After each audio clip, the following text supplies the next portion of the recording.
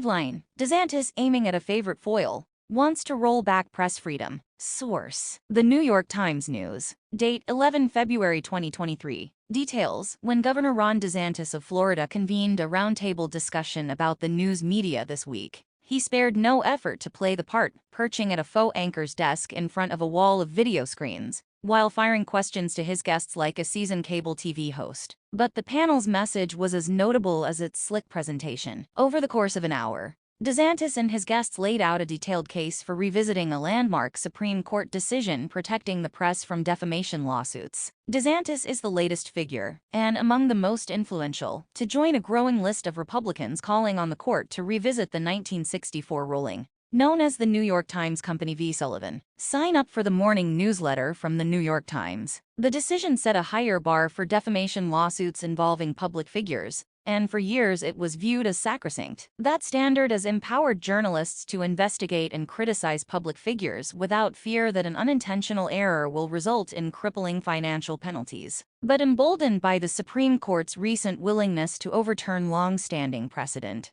conservative lawyers, judges, legal scholars, and politicians have been leading a charge to review the decision and either narrow it or overturn it entirely. DeSantis, a likely Republican presidential candidate, put the effort at the center of his war against the mainstream media. How did it get to be this doctrine that has had really profound effects on society? He said at the event, which featured two libel lawyers known for suing news organizations and a conservative scholar, who recently published an essay titled Overturn New York Times v. Sullivan. Under Sullivan, public figures who sue for defamation must show not only that a report contained false and damaging information, but also that its publisher acted with actual malice, by knowing that the report was false, or by recklessly disregarding the truth. The precedent applies not only to mainstream media organizations, but also to individuals, companies, partisan websites, and podcasters that could face far greater exposure to defamation lawsuits if the standard of proof were lowered. During the panel discussion Tuesday,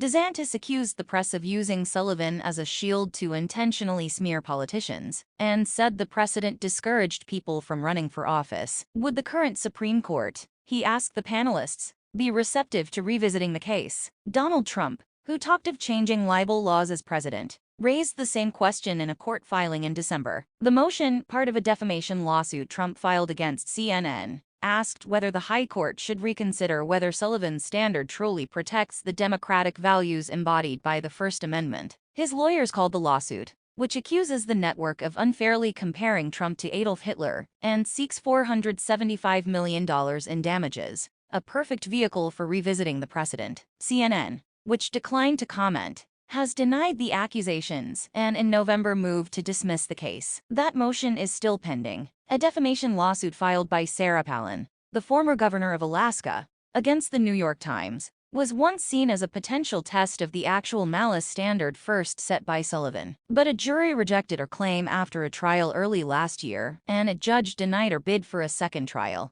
The case is on appeal. It's not clear whether the court is ready to revisit Sullivan. Two justices on the conservative-majority Supreme Court, Clarence Thomas and Neil Gorsuch, have indicated their willingness to roll back the ruling in written dissents in recent years. But it would require 2 more votes for a challenge to even be heard. Last June, the court declined to hear a defamation suit brought by a Christian organization against the Southern Poverty Law Center, which had called it a hate group. Thomas dissented, writing that he would grant certiorari in this case to revisit the actual malice standard. Floyd Abrams, a First Amendment lawyer who represented the Times in the Pentagon Papers case in the early 1970s, said there was a growing sense in the conservative community that this is their day to set aside New York Times v. Sullivan. Abrams and other legal experts point to the court's recent decisions on abortion and gun rights as signs that it may be willing to revisit other long-standing precedents. For Abrams, the attacks on what he considers the gold standard in the world for the protection of the press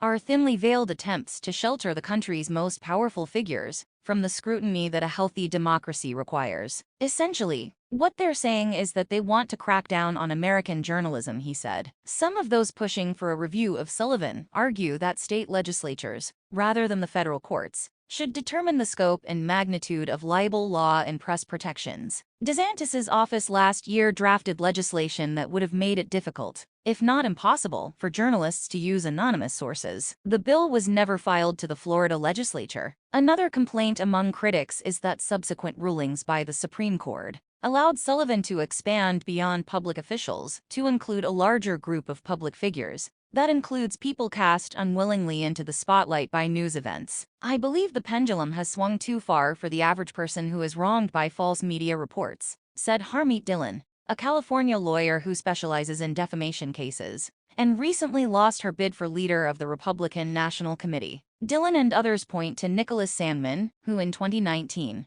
found himself at the center of a national controversy after he was filmed facing a Native American elder at the Lincoln Memorial while wearing a MAGA hat. He sued multiple news outlets, including The Times, claiming they relied on the statements of the Native American elder without verifying them, and subjected him to mass ridicule and derision. Sandmann reached settlements with CNN, The Washington Post, and NBC. The lawsuit against The Times and other outlets was thrown out by a federal judge. Sandmann, who has appealed the decision, appeared on Tuesday's panel, which was staged in a studio outside Miami and streamed online. As DeSantis sat in front of screens reading speak, the truth, Sandmann said, is experience had predetermined part of what the rest of my future is, which is why, he said, we need to look at defamation. The attack on Sullivan by DeSantis underscores some conservatives' increasing hostility against the mainstream media. But the crosscurrents of this issue reflect a more complex picture. Some of the outlets most favored by DeSantis and his allies have faced serious defamation challenges and have turned to the Sullivan case to defend against them. Also on the panel was Libby Locke, a well-known media defamation lawyer who has pushed for judicial review of Sullivan, as well as state-level legislation that could make it easier for plaintiffs to bring and win libel cases. Locke's presence alongside DeSantis drew rebukes from many on the right, particularly Trump supporters, who noted that one of her firm's clients is Dominion Voting Systems, the voting machine company that has been the target of unfounded accusations of election fraud from the former president's backers. Locke's firm filed a $1.6 billion defamation suit against Fox News on Dominion's behalf. Fox has invoked Sullivan as part of its defense. Last month, Fox chair Rupert Murdoch was deposed in the case, which is set to go to trial in April. DeSantis isn't just trolling Trump. He's now trolling us. Ali Alexander, an organizer of the January 6, 2021, rallies in Washington, wrote in a tweet Tuesday. In a statement, Fox said it was confident we will prevail as freedom of the press is foundational to our democracy and must be protected, adding that the lawsuit was nothing more than a flagrant attempt to deter our journalists from doing their jobs. Locke's firm, Claire Locke, declined to comment. Although his political rise was in part fueled by his appearances on Fox News, DeSantis has become one of the news media's most aggressive critics. He rarely grants interviews to national, nonpartisan news organizations. A top communications aide, Christina Pasha, has publicly dismissed reporters as partisan legacy media and Democratic activists, posing as a Capitol press corps. DeSantis's office did not respond to requests for comment. In 2021, DeSantis pointedly echoed the Sullivan Standard in his statement, blasting a 60 Minutes report about the state's COVID-19 vaccine distribution contract. Although he never sued, he accused the show's network, CBS News, of malicious intent and a reckless disregard for the truth. At the time, CBS News said it stood behind its reporting,